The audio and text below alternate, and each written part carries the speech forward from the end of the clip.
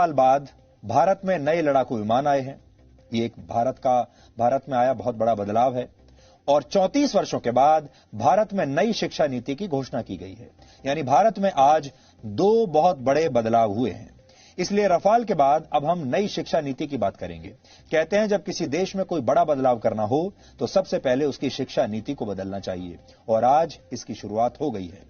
भारत सरकार के मानव संसाधन विकास मंत्रालय ने आज इस नई शिक्षा नीति की घोषणा की है। इसलिए आज हम आप सबको बताएंगे कि इससे देश के तमाम छात्रों, उनके परिवार और उनके माता पिता के जीवन में अब क्या क्या बदलाव आने वाले हैं। अगर आप छात्र हैं या किसी छात्र के माता पिता हैं तो आपको ये सारी जानकारियां बहुत ध्यान से सुननी चाहिए, और अगर आप चाहें तो नोट भी कर सकते हैं। तो अब आपको बड़े बड़े बदलाव बताते हैं। अब तक भारत की स्कूली शिक्षा व्यवस्था 10+2 के फॉर्मेट पर चलती थी, लेकिन अब इसे 5+3+3+4 के फॉर्मेट में बदल दिया गया है। इसके तहत स्कूल के पहले 5 वर्षों की पढ़ाई फाउंडेशन स्टेज मानी जाएगी, यानी इस दौरान छात्रों के लिए मजबूत नींव तैयार की जाएगी। इसका करिकुलम NCERT द्वारा तैयार किया जाएगा और इसमें प्री प्राइमरी के 3 वर्ष और पहली और दूसरी कक्षा का एक वर्ष शामिल होगा, यानी प्री प्राइमरी के 3 साल और फिर पहली और दूसरी कक्षा के 2 साल। इसके तहत बच्चों को खेल कूद और अलग अलग गतिविधियों के जरिए पढ़ाई कराई जाएगी, यानी इन कक्षाओं के छात्रों के लिए किताबों का बोझ अब पहले जितना नहीं होगा। इसलिए हम कहेंगे कि जो छोटे बच्चे अब स्कूलों में जाएंगे और अपने शिक्षा की यात्रा को आरंभ करेंगे, वो बहुत किस्मत वाले होंगे।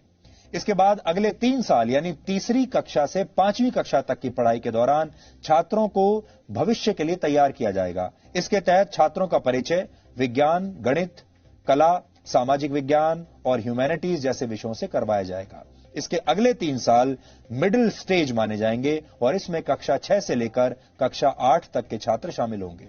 इस स्टेज में छात्रों को तय पाठ्यक्रम के मुताबिक पढ़ाया जाएगा और इसके बाद 9वीं से 12वीं कक्षा तक इस फॉर्मेट की 4 वर्षों वाली आखिरी स्टेज होगी।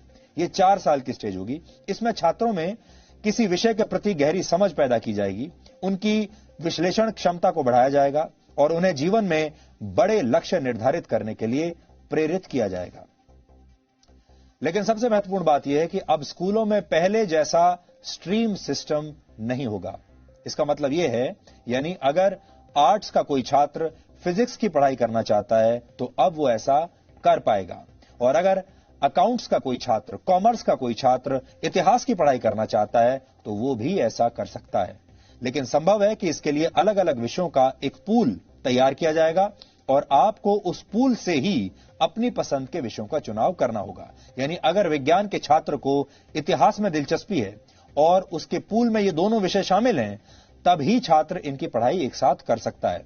हालांकि अभी इस पर पूरा स्पष्टीकरण आना बाकी है, लेकिन पहले की जो व्यवस्था होती थी, हमारे यहां 3 स्ट्रीम्स मानी जाती थी, या तो आप साइंस लेते थे या कॉमर्स लेते थे या आर्ट्स यानी ह्यूमैनिटीज लेते थे। और अगर आपने ह्यूमैनिटीज लिया है तो आप साइंस नहीं पढ़ सकते, अगर आपने कॉमर्स लिया है तो भी आप शायद साइंस नहीं पढ़ सकते, साइंस लिया है तो ह्यूमैनिटीज नहीं पढ़ सकते। ऐसी चीजें पहले हुआ करती थी अभी तक, लेकिन अब ये सब बदल जाएगा। अब आप फिजिक्स भी पढ़ सकते हैं, कॉमर्स भी पढ़ सकते हैं, अकाउंट्स पढ़ सकते हैं, एक साथ इतिहास भी पढ़ सकते हैं और फिजिक्स की पढ़ाई भी कर सकते हैं। दूसरी महत्वपूर्ण बात यह है कि 5वीं कक्षा तक की पढ़ाई अब मातृभाषा, स्थानीय भाषा और आपकी राष्ट्रभाषा में ही होगी। यानी अंग्रेजी में पढ़ाई की अनिवार्यता समाप्त नहीं होगी। माफ कीजिएगा, अनिवार्यता समाप्त हो जाएगी। अब अंग्रेजी में पढ़ाई की अनिवार्यता नहीं रहेगी। ये एक बहुत बड़ा बदलाव है। आप अपनी राष्ट्रभाषा में या अपनी लोकल भाषा में पढ़ाई कर पाएंगे। उदाहरण के लिए अगर आप 5वीं कक्षा तक अपने बच्चे को मराठी, संस्कृत या गुजराती भाषा में पढ़ाना चाहते हैं तो अब आप ऐसा कर पाएंगे, और अंग्रेजी सिर्फ एक विषय के तौर पर आपको पढ़ाई जाएगी। यानी स्कूलों का जबरदस्ती अंग्रेजीकरण का दौर अब समाप्त हो जाएगा। 6ठी कक्षा में पहुंचने के बाद छात्रों को कंप्यूटर कोडिंग सीखने का मौका मिलेगा। यानी अब भारत के छात्र चीन जैसे देशों की तर्ज पर छोटी उम्र में ही सॉफ्टवेयर और मोबाइल फोन एप्लीकेशंस बनाने की तकनीक सीख पाएंगे, और 6ठी कक्षा से ही छात्रों को इंटर्नशिप का भी मौका मिलेगा। यानी अगर किसी छात्र की किसी खास विषय में रुचि है और वो उसकी प्रैक्टिकल नॉलेज हासिल करना चाहता है तो वो इस विषय से जुड़ी इंटर्नशिप कहीं भी कर सकता है। उदाहरण के लिए अगर आपका बच्चा पेंटिंग करने का शौक रखता है तो वो किसी पेंटर के पास अब इंटर्नशिप के लिए जा सकता है। अगर आपके बच्चे को सॉफ्टवेयर में इंटरेस्ट है तो वो किसी सॉफ्टवेयर कंपनी में अब अपने स्कूल के दौरान ही इंटर्नशिप कर सकता है। 9वीं कक्षा से 12वीं कक्षा तक की परीक्षाएं अब सेमेस्टर के आधार पर होंगी। एक साल में 2 सेमेस्टर होंगे और हर 6 महीने पर एक परीक्षा होगी और दोनों सेमेस्टर्स के अंकों को जोड़कर आपकी फाइनल मार्कशीट तैयार की जाएगी। यानी अब एक छात्र के तौर पर आपको पूरे साल पढ़ाई करनी होगी और आप ये कहकर बच नहीं सकेंगे कि आप सिर्फ फाइनल एग्जाम्स की तैयारी करना चाहते हैं। इससे पहले आपने देखा होगा बहुत सारे छात्र ऐसे होते हैं जो साल के सिर्फ आखिर में कुछ समय तक पढ़ते हैं, 1-2 महीने पढ़ाई कर लेते हैं और फिर उसके आधार पर वो फाइनल जो परीक्षा होती है उसमें बैठते हैं और उनमें से बहुत सारे लोग अच्छे नंबर ले भी आते हैं। लेकिन ये वो लोग होते हैं जिन्होंने पूरे साल पढ़ाई नहीं की। अब आपको पूरे साल पढ़ाई करनी पड़ेगी।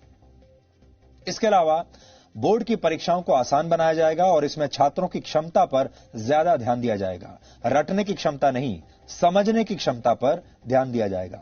ट्यूशन और कोचिंग क्लास के जरिए रट्टा लगवाने की आदत को समाप्त कर दिया जाएगा। बोर्ड परीक्षा देने वाले छात्रों को अब उनकी पसंद की भाषा में परीक्षा लिखने की पूरी छूट होगी।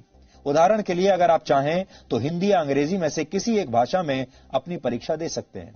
छात्रों के रिपोर्ट कार्ड्स को भी अब पहले की तरह तैयार नहीं किया जाएगा। किसी छात्र को फाइनल मार्क्स देते समय उसके व्यवहार, एक्स्ट्रा करिकुलर एक्टिविटीज में उसके प्रदर्शन और उसकी मानसिक क्षमताओं का भी ध्यान रखा जाएगा। इसके अलावा रिपोर्ट कार्ड को 360 डिग्री असेसमेंट के आधार पर तैयार किया जाएगा। इसमें छात्र खुद को भी अंक देंगे, यानी अपना खुद का भी विश्लेषण करेंगे। विषय पढ़ाने वाले शिक्षक भी छात्र को अंक देंगे और छात्रों के सहपाठी भी उनका आकलन करेंगे। कॉलेज में पढ़ाई करने वाले छात्रों के लिए भी इस नई शिक्षा नीति में बहुत सारे बदलाव किए गए हैं। इसलिए जो छात्र अब कॉलेज में इसके बाद जाने वाले हैं वो भी ध्यान से अभी देख लें। अब देश के छात्र कॉलेज में एडमिशन के लिए कॉमन एप्टीट्यूड टेस्ट दे पाएंगे। इसका अर्थ यह है कि अगर 12वीं कक्षा के बोर्ड एग्जाम्स में आपके ठीक नंबर नहीं आए हैं या आपके मार्क्स इतने नहीं आए हैं कि आपको कट ऑफ परसेंटेज के आधार पर सीधे किसी कॉलेज में एडमिशन मिल पाए, तो आप कॉमन एप्टीट्यूड टेस्ट भी दे सकते हैं और फिर इस टेस्ट में आपके प्रदर्शन को आपके 12वीं कक्षा के नंबरों के साथ जोड़ दिया जाएगा और उस आधार पर आपको आपके मनपसंद कॉलेज में एडमिशन मिल पाएगा। ग्रेजुएशन की पढ़ाई को 3 और 4 वर्षों के कोर्स ड्यूरेशन में अब बांट दिया जाएगा। पहले अगर आप कॉलेज की पढ़ाई बीच में ही छोड़ देते थे तो आपको ग्रेजुएशन की डिग्री नहीं मिलती थी। या तो आप पूरी पढ़ाई कीजिए और या बिल्कुल मत कीजिए। लेकिन नई शिक्षा नीति लागू होने के बाद अगर आप 1 साल के बाद कॉलेज छोड़ देते हैं तो आपको सर्टिफिकेट दिया जाएगा। यह आपका सर्टिफिकेट कोर्स माना जाएगा। अगर आपने कॉलेज का फर्स्ट ईयर कंप्लीट कर लिया और उसके बाद पढ़ाई छोड़ दी तो आपको सर्टिफिकेट कोर्स का सर्टिफिकेट मिलेगा। इसी तरह अगर आप सेकेंड ईयर पास करने के बाद 2 साल के बाद पढ़ाई छोड़ देते हैं तो आपको डिप्लोमा दिया जाएगा और अगर आप थर्ड ईयर यानी 3 साल की पढ़ाई पूरी कर लेते हैं तो आपको बैचलर्स डिग्री दी जाएगी।